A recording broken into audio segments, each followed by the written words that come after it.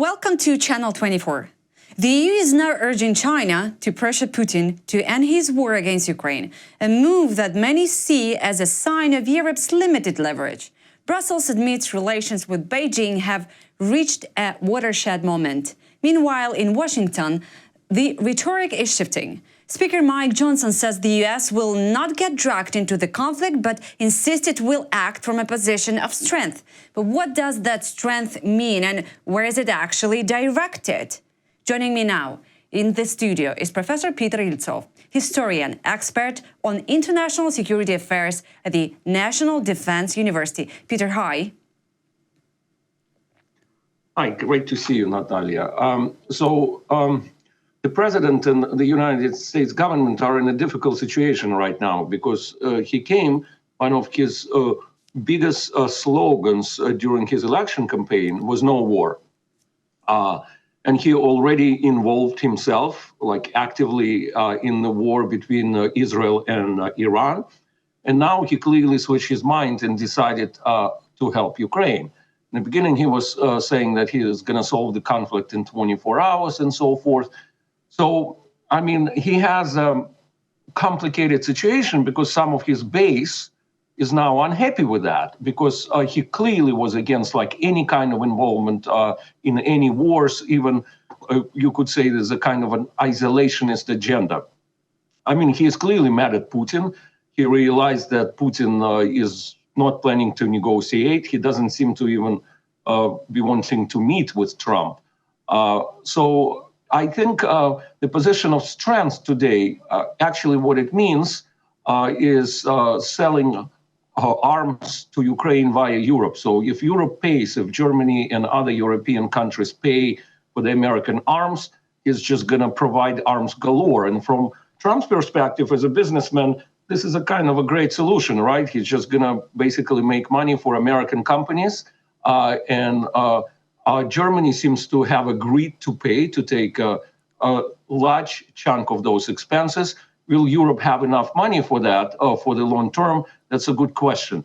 But I think at this point, this is the only position of strength which the United States under Trump is ready to provide. But why is Europe right now asking for help from China? Basically, I mean, that's a huge continent, and they just asking China to help to somehow persuade Putin to end this war. Well, China definitely has a very heavy weight in the international relations. But that was, I'm sorry, Peter, I'm sorry, but that was always like this. But how they reached to the moment, the Brussels, to ask Beijing for help? Well, I wouldn't say, I would correct you a little bit, not always. I would say it's the last decade then China has become so powerful, or maybe decade and a half in international relations, because China would definitely have a weight if they were to say Putin. Some people argue that Russia has become a kind of a client state for China. If China were to change their mind, they definitely could influence Putin because Russia is dependent tremendously on China. Just a few years ago, I edited an investigative report by a Russian journalist who is now hiding somewhere in the West because he basically argued that a lot of Siberian businesses today in lumber, in oil and gas, are fully controlled by Chinese money and Chinese businesses. So, I mean, it makes sense, the question to ask for help from China. The question, of course, will they do it? And I don't think, I mean, they're going to play some kind of an intricate game there. They're not going to tell Putin to stop the war. I don't think so, unless it somehow affects their own interest. But still, towards whom this strength will be, directed? That's what Mike Johnson said, yes. Oh, well, they want China to help, But the threat, I mean, there is no real threat they can pose to Putin. Putin not, I mean, clearly I'm the sorry. United States. Peter, I mean, what strength of Mike Johnson that said about the strength, towards whom he's going to direct this strength of the United States? Because we're talking about in Ukrainian television all the time that. Well, he's saying towards Russia, of course, but I mean, it could be, it's largely a political rhetoric. What kind of, I mean, what can they do? They're not going to go to war with Russia, clearly. So the only thing they can do is provide Ukraine with arms, and particularly if Europeans pay for that. So, like, other than that, they can't really do anything. I mean, they don't have leverage against Putin, particularly if Putin is exactly indirectly supported by China, Iran, and now also since recently by North Korea, who are ready to fight. It was pretty much the North Koreans who helped to get back the Kursk region for Russia. So, I mean, I think it's largely political rhetoric. And, you know, this week we had a third round of negotiations between Ukraine and Russia in Istanbul. In Turkey, and the foreign minister of Turkey, he said that there is a possibility that there will be a summit, Zelensky-Putin. Of course, Kremlin has rejected this idea in a few hours. But still, from your perspective, is that summit of both leaders in a state of war is possible, and what could it potentially bring to us? So I definitely do believe in the role of individuals. If you look at the end of the Cold War, the first meeting between Reagan and Gorbachev was a disaster. They, I think, walked away from each other after talking for a short period of time. But at that time, there was a political will to do something. So I do believe that miracles happen when individuals meet, and charismatic individuals, that they can make decisions. But in this case, I think it's very unlikely that something very significant will happen, because we know that I think President Zelensky is more likely to make serious concessions to achieve ceasefire. I don't think Putin is in any kind of a negotiation position. What shows like everything from the recent political rhetoric, he recently said that all of Ukraine is ours. He also said, I think it was in the St. Petersburg summit, he again repeated his story that the Ukrainians and Russians are the same people, and in this sense, all of Ukraine is ours. As I said, personally, I think that he wants all of Ukraine, except maybe for Galiciana. And definitely he wants all big all big Ukrainian cities or east of the Dnieper River, including, of course, Odessa, Kharkiv, Mykolaiv, and all of that. So this is a big task. And Medinsky, his main negotiator, the so-called historian, who is notorious for his disbanding the so-called historical myths about Russia, he said that Russia is ready to fight for another 20 years, and compared the Russian-Ukrainian war with the Northern War of Peter the Great, which did last for 21 years from, I believe, 1700 to 1721. So all signs show that that Russia wants to continue the war and get more land. So, I mean, I'm sorry to say, though, those pessimistic things, but I don't see any desire from the Russian government or from Putin personally, from his circle, and from his representative, Vladimir Medinsky, to do any concessions. No even desire to have a ceasefire, which Trump has been calling for.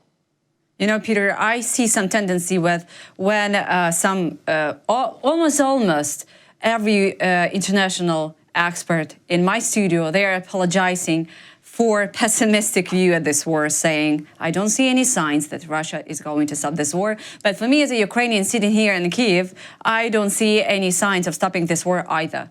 But Peter, you know, from you as a historian, I would like to talk with you about the broader and bigger picture, to what extent do you believe the West played a role, even unintentionally, in provoking Russia's full-scale invasion of Ukraine? Have you studied this question in depth? Yes, and I actually teach about it. It's a very big question, and there are two sides of this question. So one is about the role of individuals. How much this war is Putin's war? Would, like another Russian president would have started it.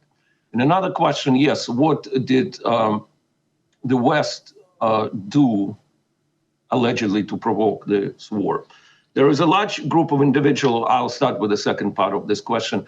There is a large group of individuals in the West who do blame the West. And actually what is remarkable, quite a few old Cold War warriors. For example, I know personally the last real ambassador in Moscow in the Soviet Union, Jack Matlock, who is 95 years old now. So he was during the second Reagan's term, the ambassador in Moscow. And I happened just a few years ago to be on a panel with him at the University of North Carolina, Chapel Hill. He 100% accepted the Russian story. So he blames the West, the expansion of NATO. He says that the West interfered in the Russian elections in the 90s. He calls Crimea sort of historic Russia. He says that Russia was humiliated after the Cold War. To me, psychologically, like I had dinner with this man and we had a very nice discussion. Psychologically, to me, these people, he feels that his life, the main achievement of his life was to end the Cold War. And he somehow, I think personally at this old age, feels that basically the main achievement of his life was screwed up by politicians after him and his, of course, boss, Ronald Reagan. So same was with Henry Kissinger. You remember that he pretty much accepted the annexation of Crimea. Then he had all these ideas of territorial concessions. Just before, shortly before his death, he kind of admitted that he may have been wrong in some of his assessments. So then there is a very influential trend in political science and the field of international relations, the so-called the realists, who blame the West for the expansion of NATO, for the involvement in the war in former Yugoslavia, for the EU for an attempt to accept Ukraine to the European Union, then for the so-called color revolutions in the former Soviet Union. And of course, the biggest person there is John Mearsheimer, who is this famous professor at the University of Chicago, who's been for years saying that Ukraine is the West's fault. In fact, he was the one who wrote that famous or infamous piece in Foreign Affairs right after the annexation of Crimea. And the title of the piece is Why Ukraine is the West's Fault. So yes, there is a trend. You go to conferences of political scientists, there is a big trend of those people talking about that. And it's also, there are public debates. For example, there is, you can find in YouTube, a very interesting debate between Mike McFaul, the former ambassador in Moscow, who is completely on the other side of the fence and blames Russia for everything, and John Mearsheimer. So my opinion, I'll tell you, I definitely belong more to the camp of Mike McFaul, and I think that you can, it's the same like, can you blame the Versailles Treaty, which ended the World War I and allegedly humiliated Germany for Hitler?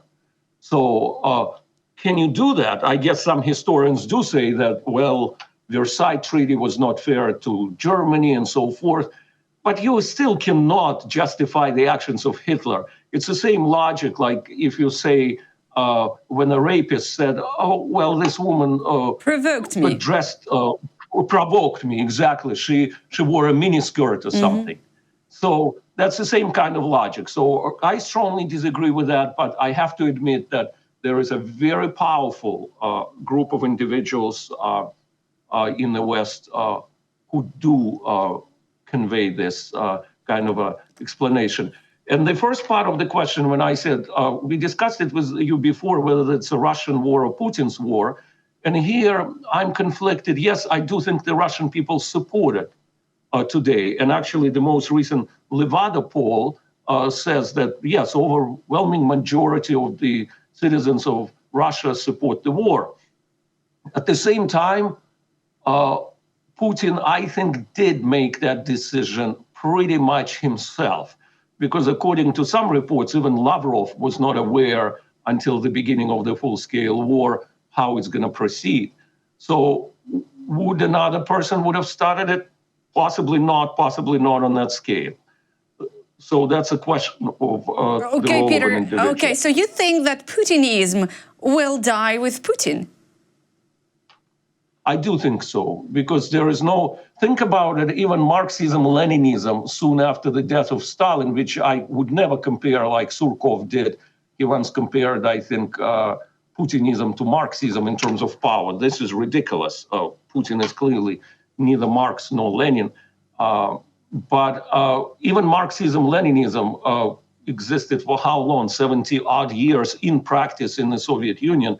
So I don't think that Russia has an ideology which is powerful enough to exist for a long time, like after Putin, maybe a decade or so. So it will go away with Putin. I'm absolutely, positive about that. Yeah, I could not disagree with you more, Peter, because what I see, I don't see any protest. You think? Yeah, of Russians protesting against this war. And as you said, Levada Center is saying that they don't want to stop this war. Why? Well, some of the Russians or some of the experts saying because they just, as long as Putin started it, they don't want Russia lose this fight, this war. So for me as a Ukrainian, it's very, very hard as a citizen of Ukraine to understand this logic. Because, you see what's happening in Ukraine right now. We're full of a protest against one law. And so we're completely different people. And I don't see any signs that it's going to fade away in 10 years or even maybe 100 years, maybe so. But I don't see any signs. But think about, as I said, an example, what was the support for Stalin and even under Khrushchev, still the communist system and everything, how long it existed after that, for like another 30-something years after the death of Stalin. So I do think that there is, I hear what you're saying, but it seems to me there is a potential. Think about the election when Boris Nadezhdin tried to run for the president, and they completely banned him from running. Absolutely. The only thing he said that he was against the war. That's it. And they were so scared to allow him to run, because think of the embarrassment for the government. He would have lost to Putin if they had let him run. There's no question. But what if like 10 or 15 million people would put votes for him? That would be a tremendous embarrassment. And I think there is that kind of potential. And in the theory of insurgency and revolution, you don't need the majority of the population. You need maybe 5-10 million people, a very active minority. And today, this is all completely suppressed. You say that there are no protests in Russia. Like, of course, the last protest on Bolotnaya was brutally suppressed. So I'm a little bit more optimistic, cautiously optimistic about the future of Russia after Putin. Do you remember Maidan? Do you remember Euromaidan? How brutally suppressed were Ukrainians? How many people died? So, that's a long topic to discuss. Right. Yeah, to be honest. But I agree with you that it's remarkable, fascinating to see the recent protests, the current protests in Kyiv and Ukrainian cities during the war. That's definitely extremely impressive to see that kind of power of civil society, and particularly young people, super young. You see the faces of like 20-year-olds. Yeah, I was there and I was standing and thinking, what if Russia will launch a rocket or drone to the place where we were gathering? That's That's a real thing and a real danger. But, you know, speaking about the Western politicians and going back to our discussion, how we should react that Prime Minister of Hungary, you probably heard that, or maybe just, or maybe not, he said today that, or maybe just recently, that Ukraine should stay a buffer zone for the European Union. So they just cannot afford to accept Ukraine in the heart of Europe to be a member of the European Union. How possibly we should react on that? Well, I think, I guess your government, the president, shouldn't really much interact with Orban and say what they think about him, like openly and bluntly. If he says such things, I think your representatives should be responding in the same way or just ignoring him. I mean, the reality is that Orban is definitely extremely nationalist, isolationist, but I think he's having some problems in Hungary. So, I mean, we'll see what the next elections show and how much he's going to concentrate power in his hands. But this is the reality of the modern world. Is in the same way, as I said, there are political figures and scholars who very much support Russia's story. Maybe they don't support the war openly, but indirectly they do, kind of. If they don't want to do like anything about it, yeah, like I think you should react in the same way. Just tell what you think about it, that this is like absolutely disgusting. And the appeasement of basically a dictator and a brutal war. So, yeah.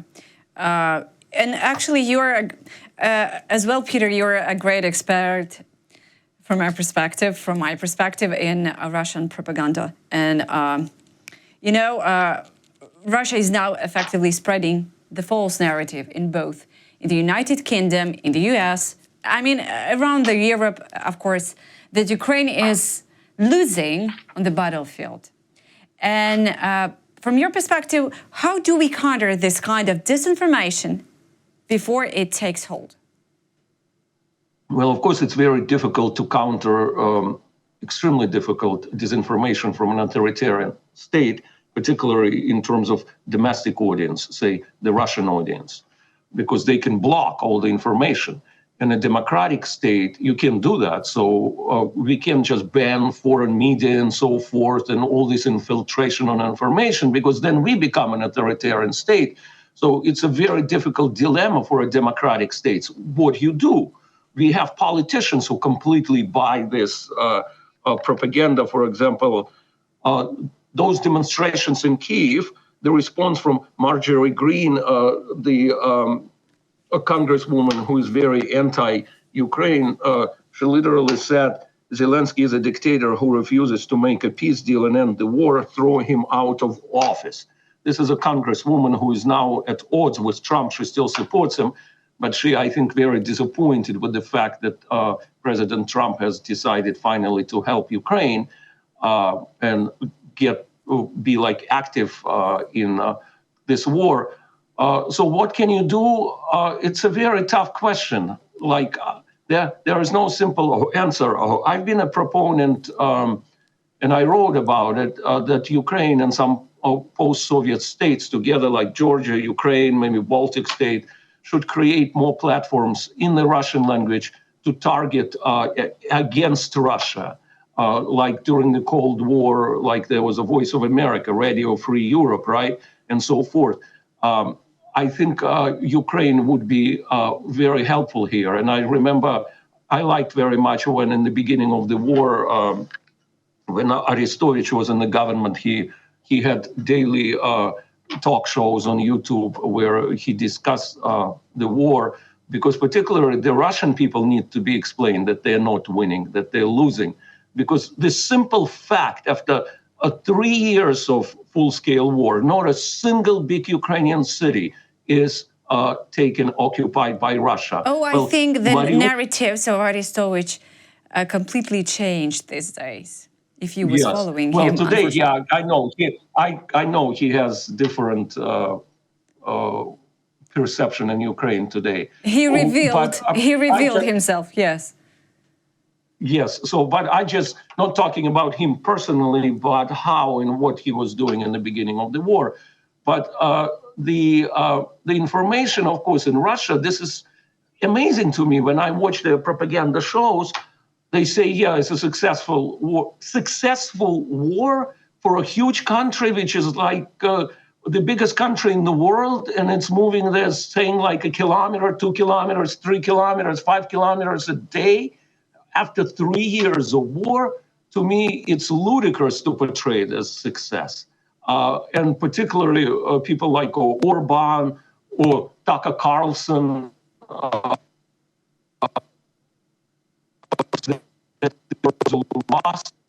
This is incredible. This is kind of completely like absurd. But I do think that Ukraine, European countries too, need to create more information targeted at the Russian people. So that's how to counter it. And unfortunately, this is not being done right now. So think about it, how much role the will of America was, say, or Radio Free Europe or German media during the Cold War. It was tremendous. It played a tremendous role, not anymore. And largely thanks to, yes, to the rise of Russian nationalism, but it needs to be dealt with one way or another. Yeah, Peter, I was just a bit of losing connection with you. I think it's a bad line. You may continue. Yeah, it's good. Yeah, it's good. Yeah. So, yes, this is an extremely difficult task.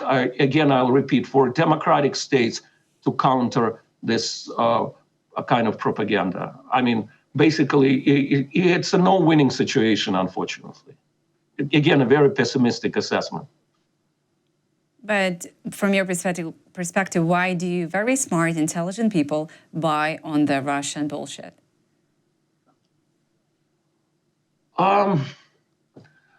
Yeah, we here come to the question of conspiracies. People have heard about the double check, definitely.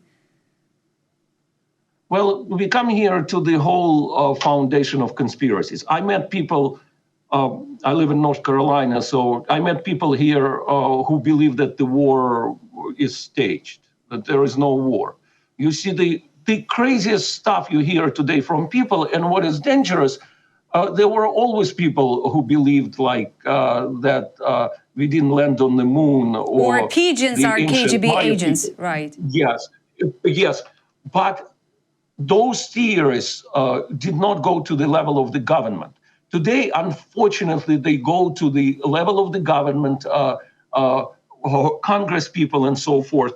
It's a social media, I guess, because like in the 1970s, 1980s, say, a New York Times had a couple of famous journalists. They were fact checkers. Today, there is nothing. You can go and say whatever you want. And of course, the authoritarian state is very easy for them to use it via social media and so forth. That's why they're winning, and people buy all of that stuff. Yeah, think actually, of how much. Yeah. Think of how much the whole story of Epstein files played before the election. Now it's like a number one or number two news, like daily news. I mean, what do we know about it? Completely nothing, but it played such an important role. So all this sensationalism, and yes, people buy the stories about Ukraine, which are absolutely not true. And particularly when you have, like, as I mentioned, senior political figures, like former, like Jack Matlock, like Henry Kissinger, like scholars also providing this information. There was, by the way, coming back to the question of this, whose fault it is, there was a great response by an American-Ukrainian political scientist, Alexander Motyl, who wrote a piece called The Surrealism of Realism, talking about this realist political scientist, saying that in their theories, there is no role for Ukraine or for the Ukrainian people. What you were talking about, the Maidan, it's all like a big chess game between great powers. And no individual Ukrainians know their feelings. They, of course, don't know the language, the history of the country, and so forth. So, yes, this is a pretty grim. Yeah. Talk about Russian propaganda. I was thinking about that they are spreading the information that they are winning on the battlefield. As you're saying, for such a huge country, they can capture Ukraine for three and more years, and actually more than 10 years, to be honest. So I've heard that war experts saying it's with such a speed, it's going to take more than 80 years for Russia to seize Ukraine. Well, I don't think they have a capacity to fight for 80 years. Why? And I think why you see there I think the situation will change if they run out of prisoners, and they have to actually use the regular army and basically take like 18-year-old boys from their families in Moscow, St. Petersburg, and big cities. Because right now the army consists pretty much of the convicts from jail, national minorities, and the poorest of the poor, the people who go basically because they give them very substantial chunks of money from very poor families. So when they ran out of people, because the casualties are tremendous, right? I mean, the situation will change. I don't think they have a capacity to fight for, as you say, even for 20 years, as Medinsky predicts. I'm more optimistic in this way. Yeah, but actually, Valery Zaluzhny, now he's a Ukrainian ambassador in the United Kingdom, our former general. He stated recently, just a few days ago, in the interview that he's not excluding that the war will last till 2030-ish, 36, 35. So is that a realistic perspective for now? Well, I don't think so. To me, it seems, I mean, I hope he is wrong. I mean, it's like the 30 Years' War. Yeah, I was in a brutal European war in the 17th century. I hope it doesn't repeat. I mean, history doesn't repeat itself in its way. But do you see any signs? Do you see any signs that Russian propaganda is preparing their own people for such a scenario? For a long war? So, like, I'll tell you what analysts say in the West would be like an ideal scenario. Okay. If Putin somehow he can claim a victory at some point with some territorial gains, like think what happened with the Iran-Israel war, this 12 days war which just took place. It was incredible. Ayatollah claimed that was his victory. Netanyahu claimed that this was his victory. So the Iranians allegedly celebrated a victory in that war, which was absurd because their nuclear facilities were destroyed. So if somehow miraculously, maybe not Putin, maybe some like after him, or someone that can claim a certain victory to the Russian people on what they have now, that would be like, of course, a solution. But how you achieve that, I don't see it right now. Like, I agree with you right now, the situation is pretty grim because he probably needs more cities to claim a victory. But Putin definitely cannot lose. He can't say the war is lost, he's defeated. He's not that type of man, so... You know, Peter, but I would say that... Yeah, continue, please. So from this perspective, that's what I'm saying. It probably sounds pretty horrible for Ukraine if Putin can claim a victory, but this is possibly a solution with a ceasefire and a victory in a situation like in North Korea or Kashmir, where there is no peace treaty, there is no agreement, there is no recognition of any conquered land, but there is a ceasefire for the time being. I think right now that's pretty much the only realistic solution, like optimistic, relatively optimistic that there is no, there are no casualties anymore in a constant perpetual war. And given the grim situation right now between Ukraine and Russia, as you said, do you believe that Russian oligarchs somehow can do pressure on Putin. I read that in the articles from time to time, but I don't see much hope in that. I don't think oligarchs have much power over him. I think it's the military and what you call in Russian siloviki, so the Minister of Defense and so forth, like FSB, so people around him. The oligarchs are completely those who didn't flee the country. They're completely dependent on him. I think it was Richard Pipes, the famous Harvard historian, who came up with the concept of patrimonial monarchy in Russia, which means that the Tsar owns the entire country, like everything. So I think that's a complete case with Putin. And I argue even that he doesn't have personal money. Like, I don't think so, because he doesn't need to.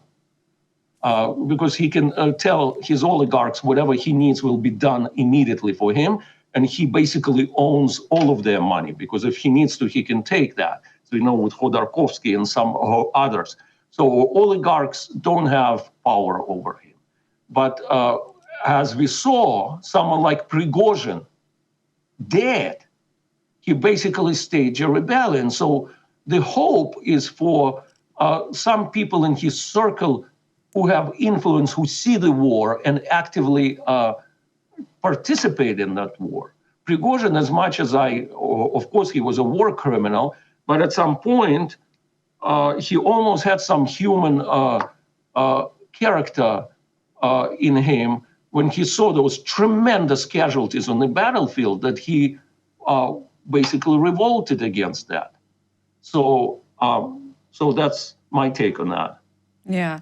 And the last one, do you believe that Trump could meet with Putin in China, Beijing, on the summit on the 3rd of September? There are some rumors about that.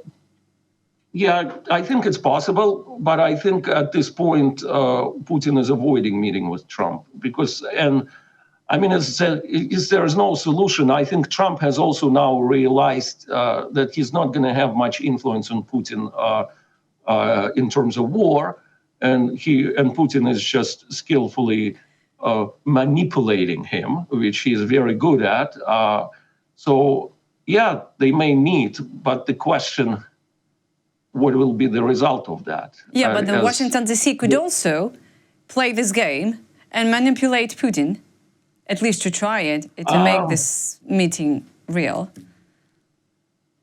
I'm not that hopeful about that. I think Putin, unfortunately, is much more skillful in that sense. And I think the only thing, like honestly, what the United States can do now is to arm Ukraine. And with the help of Europeans, because only casualties, tremendous casualties on the Russian side can change something. There is absolutely no desire for them to stop the war at this point. And I think whether, say, I believe Erdogan also is trying to set up a meeting for Trump and Putin. It's fine, they can meet, but is it going to change Putin's mind? I honestly don't think so. The only idea I believe in, that Russia will continue this war until they have money.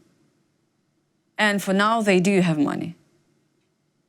Well, it's a big country, right? And people buying gas and oil, and even Europeans indirectly via India.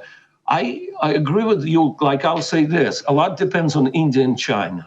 If India and China were to stop buying Russian stuff, yes, that would change tremendously the situation.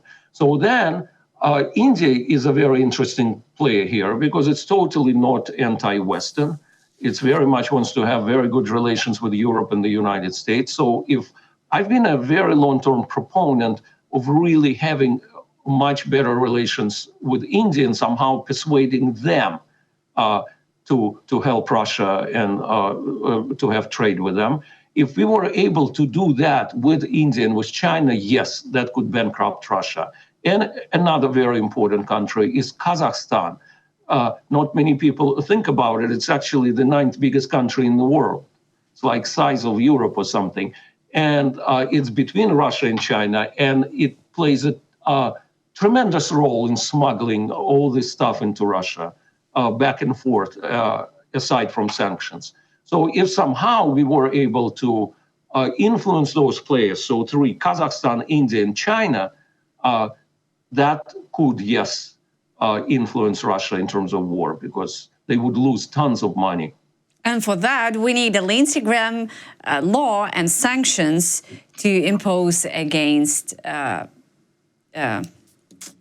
those countries. Yes, but that's a very intricate situation, because if you just impose sanctions, that would also have a backlash on the United States and Europe, and that's why I guess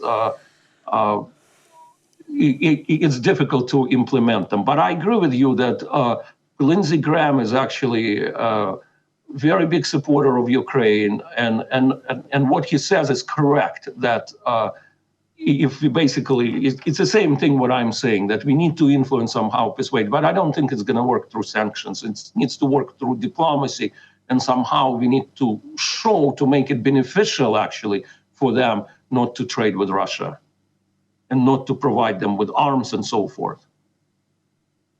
Well, we'll see where it's going to lead Ukraine with the diplomacy and all these efforts with India and China. We'll see.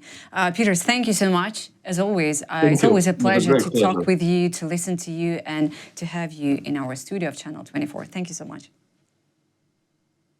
Thank you.